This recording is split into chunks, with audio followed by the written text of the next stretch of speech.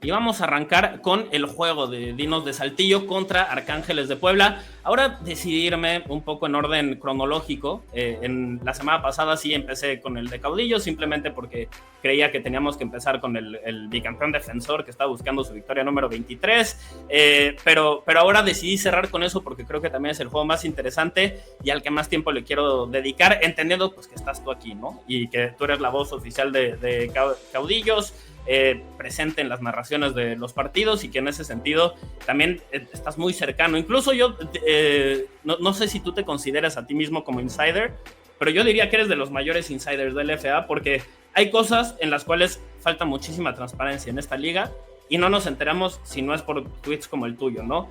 Por ejemplo, estaba el tema de los extranjeros que no sabíamos si iban a jugar antes de la semana 1, está el tema de la lesión del mariscal de campo de Reyes, que la única información que vi yo sobre una actualización de cuánto tiempo iba a estar fuera o así, la dabas tú. Entonces, en fin, creo que es perspectiva muy valiosa, ¿no? El hecho de que la media defensiva de Caudillos no vive en Chihuahua, por ejemplo, yo no tenía ni la menor idea de eso y es algo de lo que me enteré ahora en la más reciente versión de Comando Caudillos, tu podcast específicamente enfocado a eso. Entonces, Mau, invitado de lujo para hablar de esto y te agradezco mucho que nos hayas acompañado.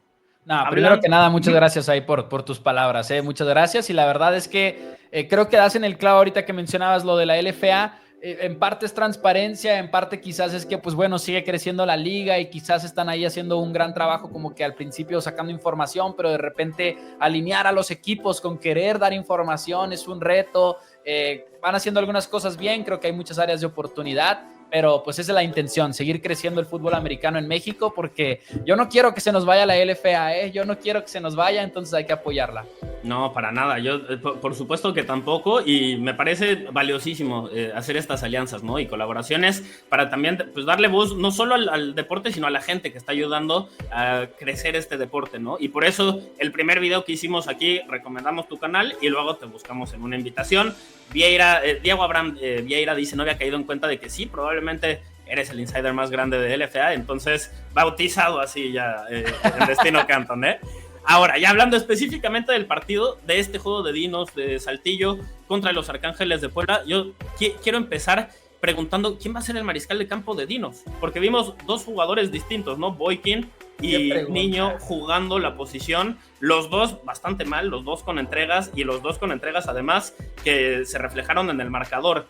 Iba ganando 9-0 el equipo de Dinos cuando viene una de las intercepciones, la segunda de Boykin, que de ahí anota touchdown el equipo de Osos, y después literalmente en un fumble de Eric Niño, lo recuperan y lo regresan para un touchdown. Entonces yo te pregunto de inicio, ¿quién va a ser el pasador de los Dinos de Saltillo? Si yo tuviera que apostar, y vaya que me gustaría que se le pudiera apostar a estos juegos, porque ahora no sé dónde, Santi, no sé ¿también? Si tú has visto, pues en una casa de apuestas no ha habido, creo, el año pasado era en la que patrocinaba la liga, año antepasado lo mismo, pero ahora no hay patrocinador de casa de apuestas y no sabemos dónde apostarlo, pero bueno, si tuviera que apostar, yo diría que Trevon Boykin va a seguir siendo el quarterback del equipo de Saltillo. El motivo por el cual lo digo es, tienen muy buenos receptores y creo que no van a estar tan dispuestos a echarse para atrás en el juego aéreo, y creo que con Eric Niño, me gusta mucho cómo juega Eric Niño entre los quarterbacks mexicanos que hay en la LFA, pero creo que sí se vuelve una ofensiva más dispuesta a correr el balón, y creo que tienes a los receptores como para buscar lanzar también. Habiendo dicho eso, no estoy convencido de que sea la decisión correcta, ¿no? Y también hay un tema monetario ahí. O sea, tú preferirías a Niño por encima de Boykin, pero ¿crees que va a ser Boykin? Creo que sí preferiría a Niño, la verdad, o al menos sentar a Trevon Boykin y hablar con él muy seriamente, porque sus intercepciones, tú las viste en el partido, y yo las tuiteé el otro día, las dos intercepciones que tuvo con este mensaje de Boykin tiene que confiar menos en él mismo, sí. ¿No? O sea, Boykin piensa que es mucho mejor de lo que realmente es. Sí, la primera intercepción es una en la que sale rolando hacia la banda, y luego Trevon Boykin quiere disparar este pase profundo para volar al córner y agarrar a su receptor más allá, pero lo hace mientras va rolando y de plano, pues obviamente no concreta esa jugada porque no hay mucho más que hacer, ¿no? Y es justamente este clip que estás viendo, rola ahí a la derecha, está rolando a su derecha y ahí ve al receptor y lo lanza y no la llega porque pues no tiene ese poder en el brazo para que su receptor gane por velocidad. Y la otra intercepción que tiene todavía más ambiciosa, ¿no? Quiere ser parte de... Se nos fue tu audio, aunque creo que te emocionaste tanto que así como... ¿Se me fue el micrófono? Ya regresó. Una disculpa. Todo bien. Estaba diciendo que de esta segunda intercepción todavía es peor quizás porque lo ves rolando hacia su izquierda y luego forzando el pase hacia adentro una vez más, donde hay puros jerseys del equipo de los Osos de Monterrey. No sé cuál sea la respuesta correcta, pero creo que como está jugando Boykin, estás viendo las mismas problemáticas que tenía en años anteriores cuando estaba con el equipo de los Galgos de Tijuana, que para los que no lo sepan, Galgos de Tijuana era un equipo que pues estaba antes en LFA, es de los dos equipos que se retiran rumbo a esta temporada junto con Jefes de Juárez, que lo cubriste en tu video pasado, Santi. Entonces, tiene que cambiar eso, ¿no? O sea, tienes que, si vas a jugar con Boykin, que creo que van a jugar con Boykin, por lo que ya te comentaba, pero además, porque hay un tema monetario ahí, ¿no? Boykin sale más caro probablemente que Niño. No me consta, pero pues con la información que hemos tenido a lo largo de los años, pues lo más seguro es que gana más Trevon Boykin y creo que Dinos todavía no se quiere echar para atrás con su quarterback. A mí, sea como sea, me preocupa quién, no me importa quién sea el mariscal de campo, pero sí me preocupa bastante cómo les puede ir contra Arcángeles de Puebla también, porque pues, maltrataron bastante al mariscal de campo en la semana 1 y específicamente yo tenía preparado este B-roll. El factor X para mí en este partido es Laquan Johnson, el cazamariscales de Arcángeles Puebla, perdón, que ya hasta me puso nervioso a mí y también ya se me olvidó cómo hablar, pero es un jugador que fue tan bueno lo que hizo en la semana 1 que literal mientras estaba revisando otra vez ese partido dije tengo que armar el B-roll, o sea, esto lo tenemos que poner porque no es normal, parecían highlights, parecía que estaba viendo los highlights de este güey en lugar del partido realmente y cuando un jugador tiene esa clase de impacto yo pongo atención, o sea, aquí por ejemplo viene la intercepción, ¿no? Y la intercepción viene producto de la presión de Laquan Johnson, del cazamariscales, que forzó a que el pasador, en este caso Perkins, que abandonara la bolsa de protección, saliera hacia la izquierda y luego tomara una decisión bastante equivocada. Y eso fue una jugada después de haberlo capturado. Así que en jugadas consecutivas, el tipo tuvo un impacto automático y quedó clarísimo en la ofensiva. Pero no se detuvo ahí. En general, estuvo durante todo el partido, siempre siendo el jugador más constante, único en la LFA en la semana 1 que tuvo más de 5 presiones al mariscal de campo, tuvo 8 en total. Y además me llamó mucho la atención que una de sus mejores jugadas no termina contando, termina siendo, me parece que es esta jugada precisamente, que por un castigo la borraron, pero era una intercepción que había terminado incluso en pick six. Y luego esto me preocupa precisamente por lo que tú mencionabas de Dinos jugando contra la presión, ¿no? Porque si juega Boykin, es un mariscal de campo que su respuesta ante la presión es no se apuren, yo puedo, yo lo resuelvo, yo soy mi propia respuesta contra el blitz. Y esto es lo que sucede cuando él es su propia respuesta hacia el blitz, extendiendo la jugada, poniéndose a crear y forzando envíos que realmente pues, no tienen nada que ver. Entonces, a mí me preocupa, no sé si estás de acuerdo conmigo que ese es el factor X, pero yo lo veo así. Laquan Johnson ya acaba de definir el partido contra Gallos Negros y viene como el meme de la Parca aquí tocando la puerta, también viene contra Dinos, bastante bravo ese tema. La verdad es que tuvo un gran partido de semana número 1 de Laquan Johnson, entonces estoy muy de acuerdo. Y además, yo la verdad, en la semana pasada que me invitaron por ahí, saludos a los buenos amigos del Players Only Podcast, que hacen un excelente trabajo, los hermanos Ruiz, ahí cubriendo la LFA también. Yo me fui con el equipo de Gallos Negros la semana pasada, más que nada por la mentalidad de que, pues bueno, Arcángeles es el nuevo en la LFA y demás. Y ya cuando estábamos viendo el partido y estábamos viendo a Denzel Strong y a Joshua Mack hacer lo que estaban haciendo en el backfield del equipo de los Arcángeles, como que no pude evitar recordar lo mismo que habíamos dicho en el programa de Pop, de decir, ¿sabes qué?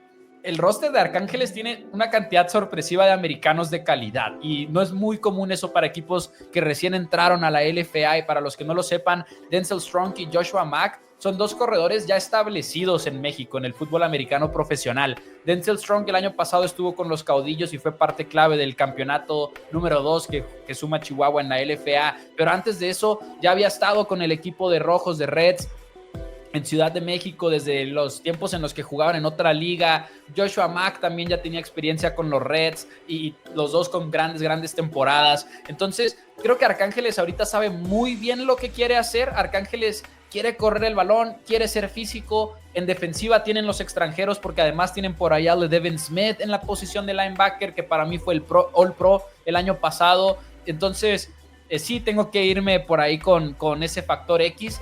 Estamos en la quinela ahí, hay muchos grupos que han hecho sus quinelas, ¿no? Y todo, y también participamos en una de ellas. Y yo había puesto primero Dinos, y luego les dije, no, ¿sabes qué? Mi sobrereacción la voy a meter, no pasa nada, Arcángeles de Puebla, pero vamos a ver qué pasa.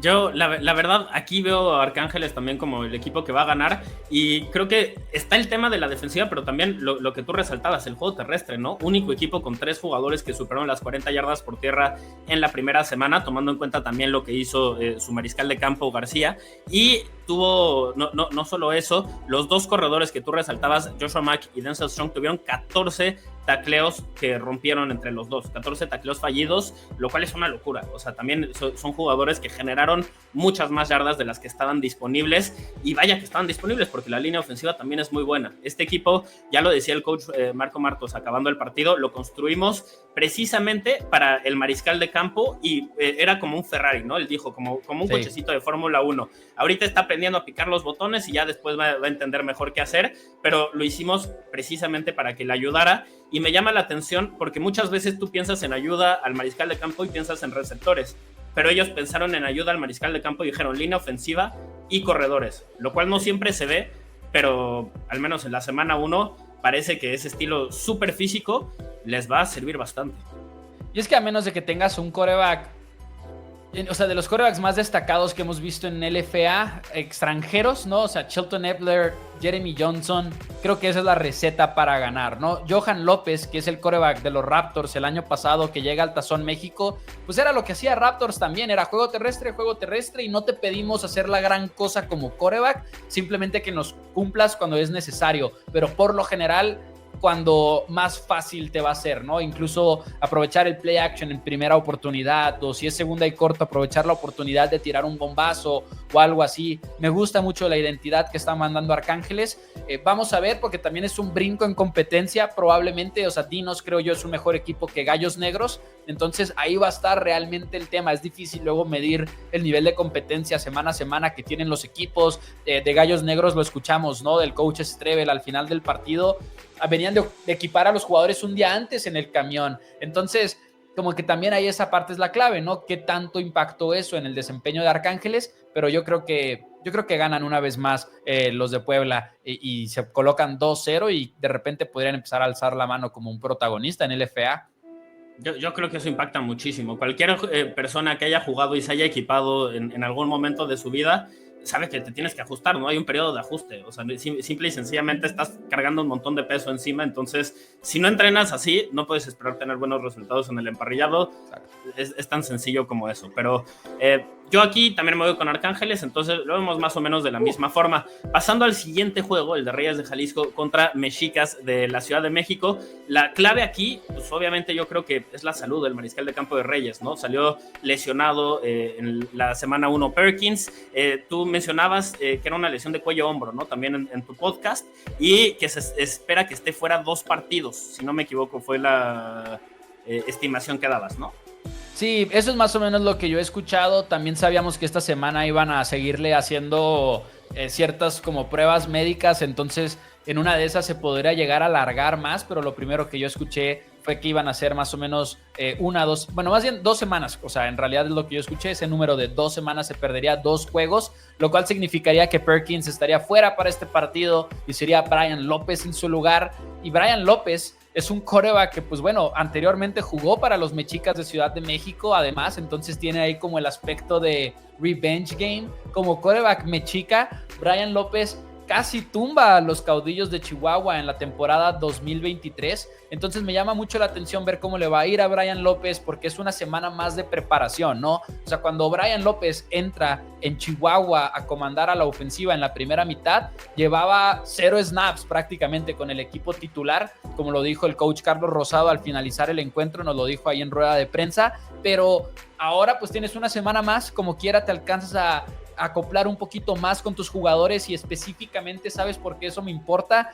Porque en el partido de la semana 1 hubo muchos problemas específicamente en el snap. Hubo problemas al momento de repente se quedaba flotando Brian López a ver a qué corredor le daba el balón. Literal, mientras lo mencionas, ponemos una jugada que muestra un ejemplo claro de eso, ¿no? O sea, que se quedó así, ¿quién la toma? ¿Quién la toma? Sí, sé perfectamente qué jugada, así como que se queda con las manos estiradas y como que no sabe exactamente hacia dónde ir.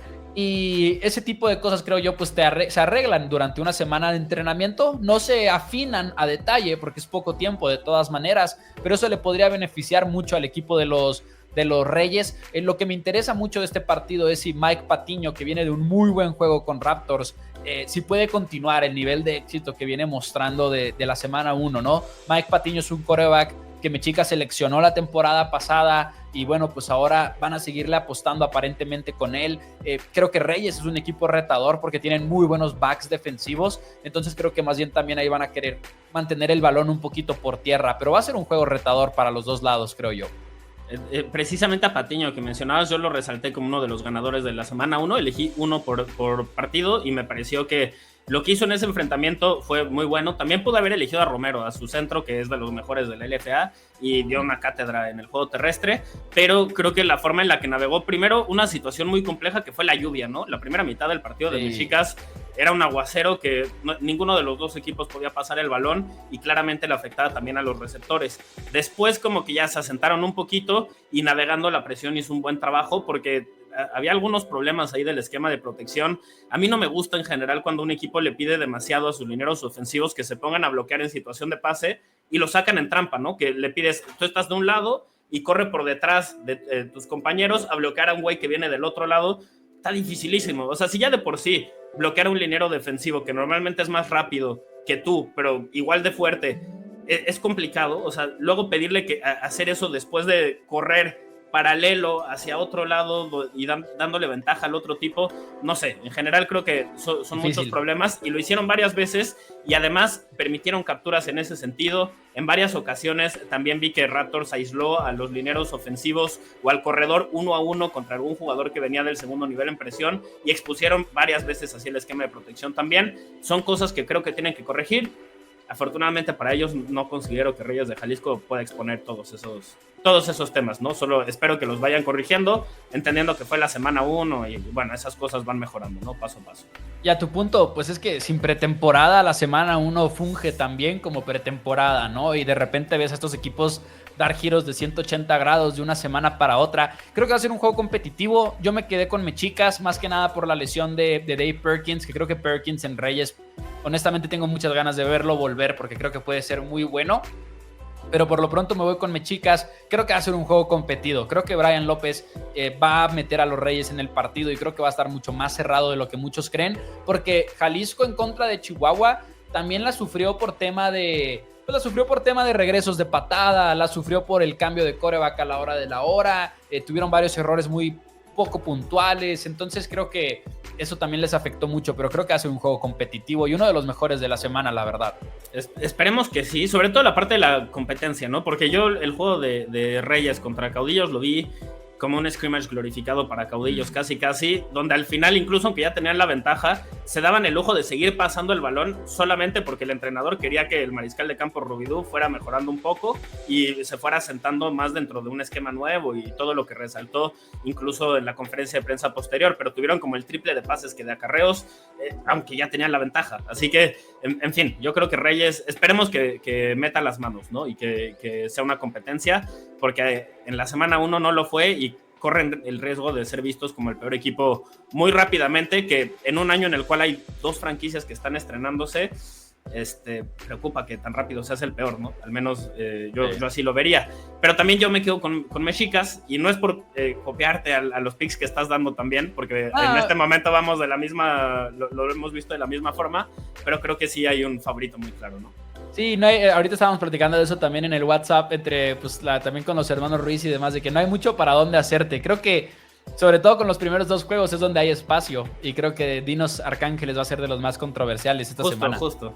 Sí, creo que es el único en el que si eliges a Dinos, pues nadie te va a decir nada, ¿no? Tienen mucho talento. Pasando al siguiente enfrentamiento, quedándonos en el norte todavía con el equipo de Osos de Monterrey contra los Gallos Negros de Querétaro. Este es un juego donde yo quiero empezar preguntándote específicamente de lo que es la inversión extranjera de Osos. ¿Qué tanto viste tú que eso se haya visto reflejado, no? Porque creo que en este momento es de lo que todos están hablando. Mencionas algo de Osos de Monterrey e inmediatamente no puedes decir 2-3 oraciones sin que alguien te mencione. Ya viste todos los que son dueños, hay un montón de personas. Y luego cuando empiezas a ver los nombres lo entiendes. Cuando ves a Ryan Khalil, cuando ves a jugadores que fueron en su momento profesionales y altísimo nivel dentro de sus respectivos deportes, lo entiendes mucho. Pero yo te quiero preguntar, como alguien que ha estado siguiendo a este equipo desde el principio, ¿qué tanto ves un cambio con respecto a lo que era Fundidores, a lo que está presentando en este momento el equipo de Osos, ya con la inversión de todas estas personas que están al lado, que si están viendo este video probablemente saben quiénes son, ni siquiera tenemos que decirlo? Sí, claro, creo que sí importa. También creo que puede que esté empezando a rayar en lo exagerado, ¿no? Porque como dices tú, pues es de lo que muchos hablan, y creo que donde más va a importar para Osos de Monterrey es en la mercadotecnia, ¿no? O sea, el hecho de que las cuentas oficiales de la NFL llegaron a publicar noticias de que habían comprado el equipo. Se supone que están haciendo un documental que probablemente vamos a ver al final de la temporada, y quién sabe si vaya a terminar en una plataforma importante de streaming, por ejemplo, podría ser. Pero esas cámaras están ahí desde que fue el draft en el Foro Total Play en Ciudad de México. Entonces va a ser una cobertura bastante extensa del proceso del equipo, y eso también me llama mucho la atención. Pero en cuanto a roster, en cuanto a jugadores, creo que tampoco es que hayan como que... No cambió mucho, ¿no? No cambia mucho, y te voy a poner el ejemplo. O sea, Fundidores, antes Fundidores, ahorita Osos, es un equipo que siempre ha sido de los que más le ha apostado al talento extranjero, pero por ejemplo, rumbo a esta campaña tienen 4 jugadores de ex primera división, que es el empatado por el número 2 en lo que es LFA con el equipo de Arcángeles, y Caudillos es el número 1 con 7, que Caudillos históricamente pues ha sido el equipo que más le ha metido, la verdad, desde que arrancó su paso por la LFA. ¿Quién hubiera dicho que si le inviertes obtienes los mejores resultados, ¿no? Qué concepto tan interesante. La verdad es que mis respetos a lo que hace Caudillos, pero Colby Burton, por ejemplo, que es uno de esos 4 jugadores, ya estaba en Monterrey, que es cornerback y que había pasado por Hawái. Johnny Hudson es nuevo, pero Nick Coe de Auburn ya había estado por ahí.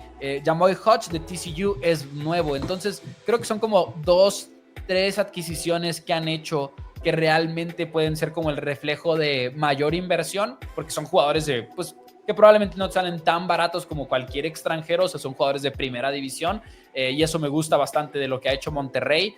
Creo que más que nada el secreto del éxito que ha tenido Osos estos últimos años es que encontraron a una joyita de quarterback, porque Shelton Epler es lo que es una joya, la verdad. Es el quarterback que hace más con menos alrededor de la LFA. Tiene muy buenos receptores en Tavarius Batiste, en Torin Justice, pues ahora sí que en Tommy Oyer, que es el único ala cerrada de tanta calidad que hay en la LFA. Simplemente han hecho muy bien las cosas. Los mayores refuerzos que yo le veo este año a Osos son más que nada los que hicieron a través del draft en línea ofensiva, y en el caso de la línea defensiva, un jugador como Johnny Hudson, como Jamoy Hodge, que de inmediato dejaron una huella en la semana 1. Creo que más bien el impacto es bueno, es fuerte, pero también creo que pues no es como que hayan llegado a armar un equipo de NFL en México, ¿no? Que igual y mucha gente de repente habla como si fuera así. Es lo que se imagina. ¿Epler te parece el mejor mariscal de campo, sobre todo ahora después de la salida de Johnson? Sin la más mínima duda. Me gusta lo enfático que eres también con la respuesta.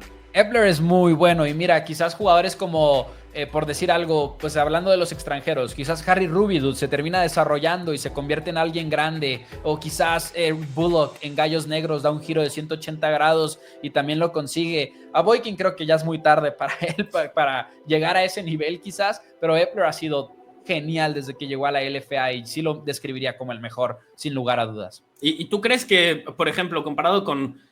Ya lo hacías con los de arriba, ¿no? Caudillos, Arcángeles, que tuvo una inversión importante de jugadores extranjeros, pero comparándolos con un Reyes de Jalisco, con un Gallos Negros de Querétaro, en términos del talento que tiene la plantilla, ¿tú dirías que sí es radicalmente mejor el equipo de Osos o no tanto? Qué buena pregunta, porque creo que sí es, o sea, creo que yo te lo describiría de esta manera. Para mí sí, incluso en esa temporada, probablemente va a seguir siendo caudillos y osos, caudillos y osos, caudillos y osos encima de los demás. Pero al mismo tiempo es un roster con defectos. El año pasado por eso se fueron 4-4, porque ese fue el récord de Monterrey al final de la temporada, ¿no? O sea, ni siquiera fueron necesariamente dominantes. Más bien lo que tienen es un muy buen quarterback, un muy buen grupo de receptores y de armas. Reforzaron la línea, que es lo que los podría llevar a ese nivel, pero todavía estamos viendo cómo le va a los novatos, ¿no? Sobre todo porque tienes 2 de ellos en tu línea ofensiva, en los 2 jugadores que egresan de auténticos Tigres, tanto Gerardo Garza como Adrián Delgado, guardia, que lo hemos visto ahí de guardia también en el equipo de Osos. Y a lo que voy con eso es, podrían llegar a ese nivel, pero creo que todavía no están tan encima en cuanto a roster en general como quizás Caudillos lo está, que Caudillos es un poquito más de posición por posición, es una locura lo que hacen, ¿no? Y creo que están cerca, pero igual y todavía les falta demostrar un poquito. Y en este juego contra Gallos Negros, por ejemplo, que en la semana 1 compitió bastante con Arcángeles, es más, si aprovechan las oportunidades que tuvieron en zona roja, quizás otro partido es, ¿no? Otro resultado se hubiera dado. ¿Crees que le pueden competir y ganar al equipo de Osos de Monterrey, sobre todo ahora que van de visita? Van a necesitar robos de balón y así, ¿no? Para poder hacerlo, pero creo que sí me siento bastante cómodo con pronosticar que Osos debería de ganar el juego y hacerlo de manera cómoda relativamente. También tiene mucho que ver con organización. Y cuando tú escuchas al coach Strebel, que es un equipo Gallos Negros que ya ha tenido problemas en el pasado de por sí, y lo escuchas admitir que venían equipando a los jugadores un día antes, pues Osos probablemente es la segunda o tercera mejor organización, mejor manejada, creo yo, en el FA. Caudillos para mí sería la número 1, que nomás de escuchar a todos los equipos hablar, te das cuenta que Caudillos viene entrenando el doble de tiempo, ¿no? De lo que llevan muchos otros equipos. Y creo que Osos de Monterrey es como el segundo mejor manejado, y creo que eso también se refleja mucho en el emparrillado. Entonces creo que Osos debería de ganar ese partido sin muchos problemas. A mí donde me quedó clarísima esa diferencia de la que hablas es escuchando la conferencia de prensa, por ejemplo, del coach Landeros, después de que Rubido lideró la LFA en yardas por aire y en pases de touchdown, y diciendo, no, pues es que no fue suficientemente bueno, y entendemos que está empezando, pero cometió errores infantiles, y como que fue crítico, ¿no? Autocrítico con todo el equipo. Y luego escuchas, por ejemplo, a Rosado hablando del partido de Reyes y diciendo, pues es que perdimos al mariscal de campo, pero no se puede terminar la temporada ahorita, y que es radicalmente opuesta la realidad de cada una de las franquicias y cómo operan realmente, ¿no? Y creo que con Gallos Negros también se está viendo en ese sentido la diferencia. Lo que dices de equipar un día antes es que eso no lo haces ni en la preparatoria ni en la secundaria, o sea, empezando porque pones en riesgo a los mismos jugadores, ¿no? Tan sencillo como eso, y cualquier persona que haya jugado también sabe, después de la primera sesión equipado, nadie se puede mover al día siguiente, así que no quiero saber cómo estaban los jugadores de Gallos Negros después de ese partido, que seguro ni podían, ni siquiera en ese sentido. Ojalá y mejoren las condiciones para ellos. Pero pasando a dos equipos que yo creo que sí tienen las condiciones bastante mejor, día y noche de diferencia, el partido de Raptors del Estado de México contra Caudillos de Chihuahua, una repetición del Tazón México, el último Tazón México, el número 7, y yo te pregunto así abiertamente, Mau, ¿Raptors le puede competir a Caudillos? Porque no lo hicieron en el Tazón México, iban perdiendo por 4 posesiones hasta que metieron las manos y engalanaron un poquito ahí el marcador 34-14, pero realmente era una paliza lo que estábamos viendo hasta ese momento. Y en la semana pasada, Caudillos también le metió una paliza al rival que enfrentó. ¿Raptors puede competirle?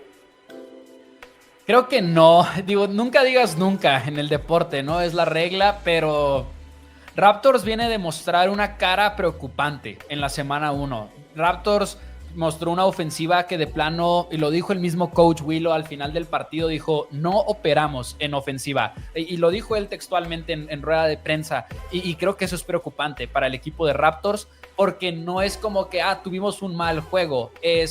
Perdiste a tu head coach, perdiste a tu coordinador ofensivo, y prácticamente todos menos 2 coaches del staff volvieron al equipo se vuelve también una pregunta de qué tanto es eso lo que está mermando de verdad a la ofensiva del equipo de Raptors, y creo que se refleja también en el video, ¿no? Entonces, realmente creo que Caudillos creo que esto es un juego más de Caudillos peleando contra ellos mismos, ¿no? El desarrollo del quarterback novato, el acoplarse todavía en ofensiva, nuevos receptores, pero creo que en realidad siguen siendo una muy buena defensiva como para que Raptors, que se vio tan poco dinámico en su semana 1, pueda moverle mucho el balón a la defensiva de Caudillos, que tiene probablemente la mejor secundaria en la LFA. Yo diría que sí lo es.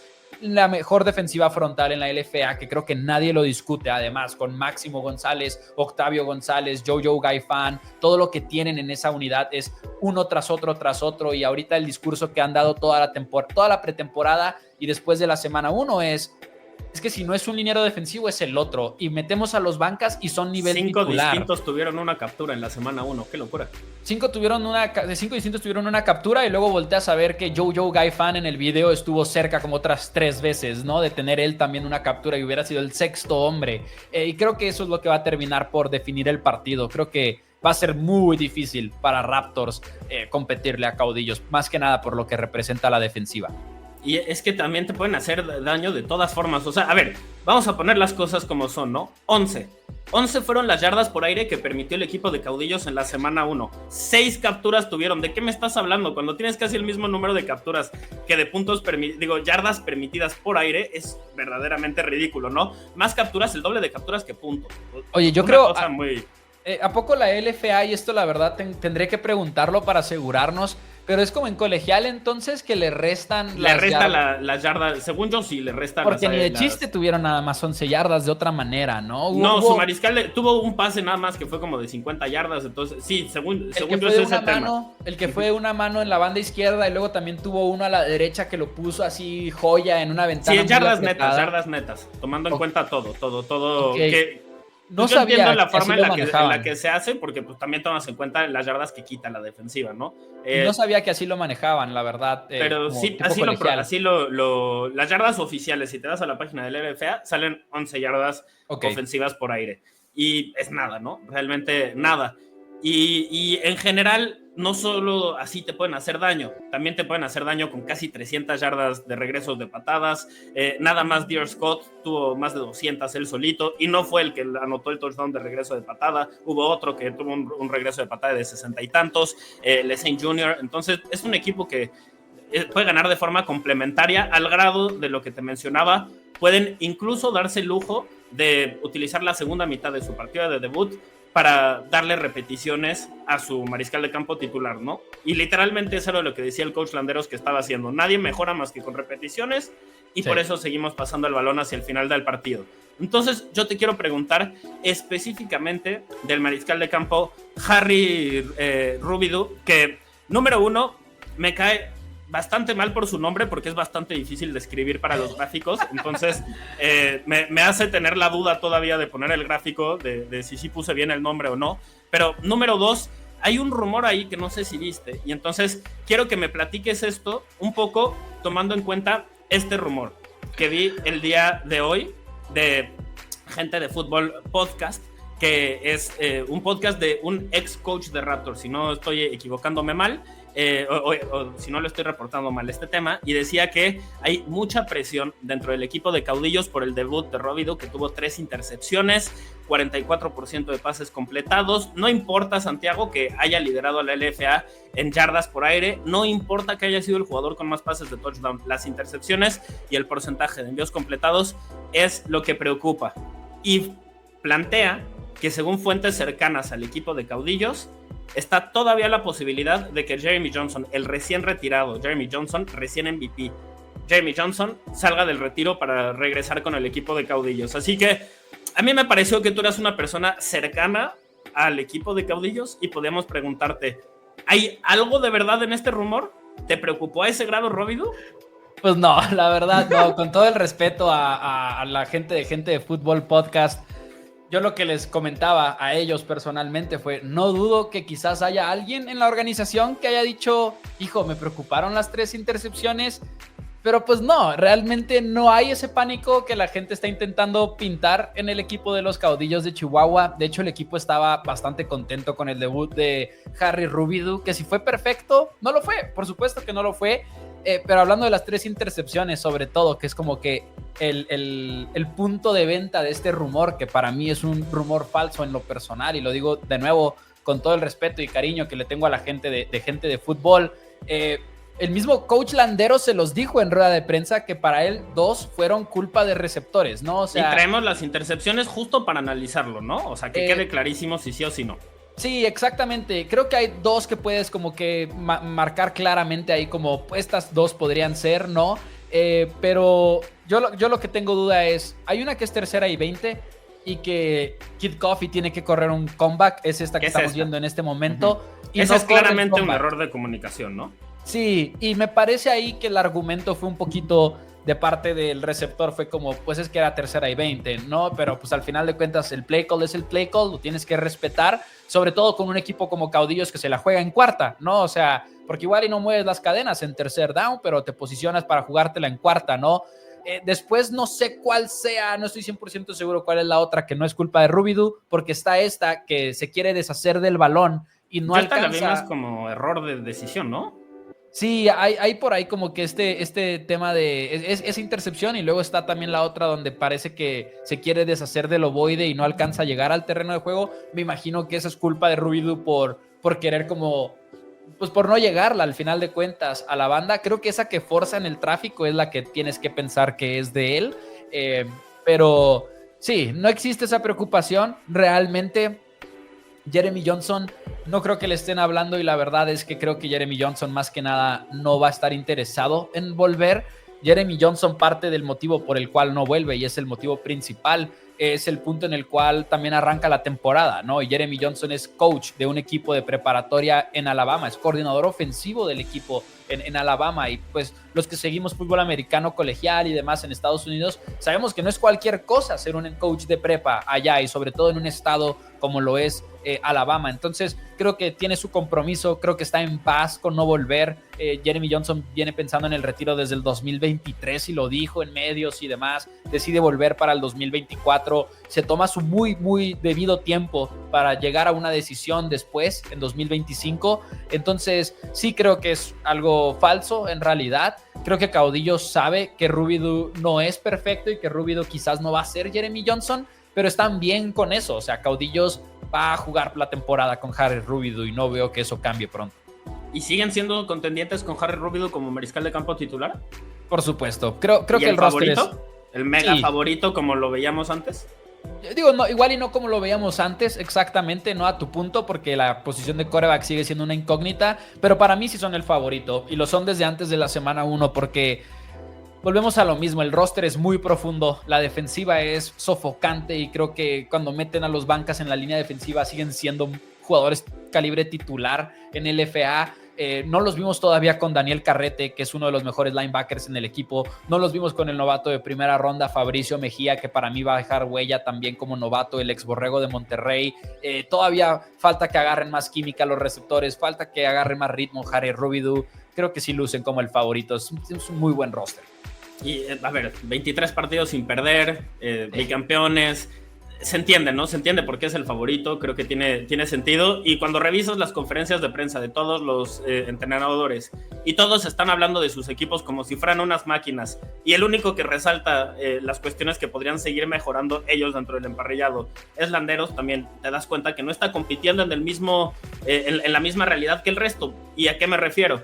Hay algunos equipos que están enfocados en sobrevivir, literalmente están en modo de supervivencia, y yo diría que son prácticamente todos. No sé ni siquiera si dejar fuera Osos de Monterrey, porque está la inversión, pero acaban de cambiarle el nombre a la franquicia, ¿no? Y eso debe de pegarte a ti como jugador. No le cambian nombre a franquicias estables, le cambian nombre a franquicias que necesitan algo que mejore. Así que desde ese sentido, Caudillos es el único equipo que yo veo que le puede seguir dando continuidad al mismo proyecto, sumando a lo que ya tienen, que siguen mejorando, mientras que los otros parece que están haciendo lo que pueden por tener un equipo.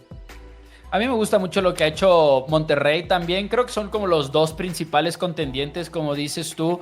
Lo que sí, a tu punto, igual y no lo veo como una señal de problemas, ¿no? Pero a mí me gustaba mucho el nombre de Fundidores. Le hubieran dejado. A mí también. Y Fundidores. con Monterrey, la tradición. O sea, a ver, me encantan los osos que de repente bajan y ver el video de los regios peleando por el cabrito con el oso. Eso Ándale. siempre me encanta y me mata de risa, ¿no? Pero si quieres algo que refleje la tradición de la ciudad, no tenías un mejor nombre que Fundidores. Estaba chido el nombre de Fundidores, la verdad. Pero pues sí, creo que son los mejores equipos de la LFA en este momento. Y creo que hay equipos que podrían llegar a levantar la mano. Para mí la pregunta con Caudillos sigue siendo, el día de mañana te topas con un escenario como el que se toparon en 2024, que fue en tu propio estadio, iba arriba Fundidores. Iba arriba y necesitaron una serie de comeback drive, así estuvo un momento tipo NFL, ¿no? De ver a Jeremy Johnson marchar por todo el campo con Malik Stanley, con Rashad Steele, para ganar el partido al final. La pregunta es si te topas con ese escenario, si Harry Rubidoux puede hacerlo. Ahí es donde vamos a evaluar a Rubidoux ya en otro contexto que no sea ir ganando por mucho, ¿no? Pero fuera de eso, el punto para mí va a ser llegar a ese punto en el juego. O sea, porque no va a ser fácil con la defensiva que tiene Caudillos y el juego terrestre que tienen y la línea que tienen. Y como ya lo decías, ¿no? El coach Landeros lo ha comentado, no están contentos con cómo jugaron en la semana 1 y quieren pulir y es la historia de Caudillos desde que arrancó su paso en la LFA.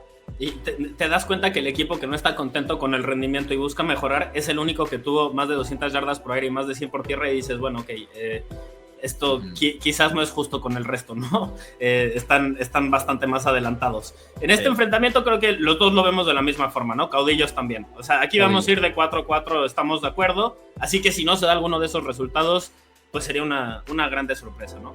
Es culpa de Santi, si no se da. Exactamente, yo soy el responsable aquí. Los primeros dos son los que... O sea, dinos Arcángeles, por más que yo me vaya con Arcángeles, es como... Va a estar muy difícil, ¿no? Y... para ilustrarlo, los hermanos Ruiz del Players Only Podcast se fueron con Dinos, por ejemplo. Jalisco contra Mexicas. Jalisco para mí podría meterse en ese partido. Pero vamos a ver. Depende mucho del mariscal de campo suplente ahí que puedan hacer, pero definitivamente pues están ahí, ¿no? Y esperemos. Están bien coachados. A mí me queda en Carlos Rosado, entonces ojalá y tenga la posibilidad, ¿no? A mí me consta que intenta hacer las cosas bien, no siempre queda en él. Veremos. A mí lo que me puede sobre Carlos Rosado, y se lo planteé así en la rueda de prensa, es: el año pasado pierdes a casi que 2 quarterbacks, perdiste a Devin Hextall, que era su mejor receptor. Este año volvieron a perder a Hextall en la pretemporada, y luego semana 1 pierdes a tu quarterback. O sea, como que yo sí digo, el resultado de marcador, o sea, de ganados y perdidos el año pasado fue malo para Rosado. Existe el escenario en el que también lo sea este año, y de todas maneras dices, no sé si sea su culpa, ¿no? O sea, porque han sido muy malas circunstancias para él. También, qué bueno que mencionas eso, porque está revisando el roster y para confirmar si estaba bien o no.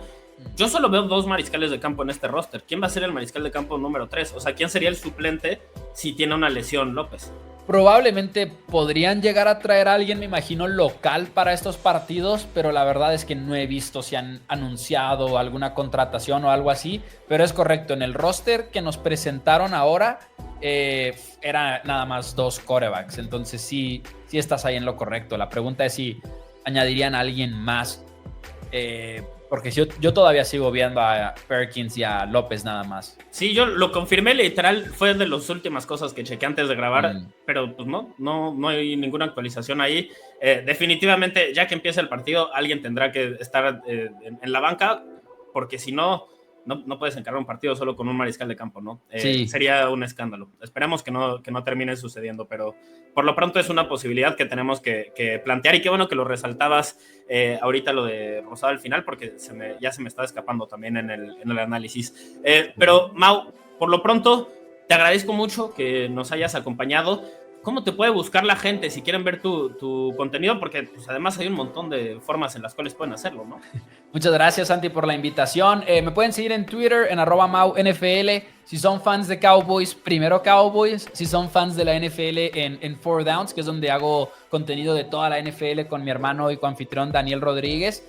Y si quieren de LFA en específico, pues tanto en Twitter como en mi podcast de los caudillos, Comando Caudillos, que lo acabamos de arrancar hace poco, es un nuevo programa, y en las redes sociales de Caudillos de Chihuahua me van a estar viendo ahí con ciertas cápsulas que vamos haciendo sobre la marcha, cubriendo al equipo. Ahí lo tienen. Y pues de nuestra parte siempre habrá invitación abierta, ¿no? A cuando quiera regresar a Mau, porque la verdad es que joya de programa el que acabamos de grabar. Por lo pronto, le agradezco mucho a las personas que se quedaron hasta este momento, que no se fueron nada más después de hablar de lo de los Cowboys y que están impulsando también el fútbol americano nacional. Si quedaron hasta este momento, por favor, denle like a este video, suscríbanse si no lo han hecho, claramente disfrutan lo que hacemos, así que por favor, quédense atentos. Mañana seguimos con el Power Ranking de Mariscales de Campo, a mediodía vamos a hablar de ese tema de la NFL, revelar los siguientes 6 nombres en nuestro Power Ranking, así que por favor también estén atentos a eso. Y por lo pronto nosotros nos despedimos y nos vemos en la siguiente para más cobertura digna del Salón de la Fama.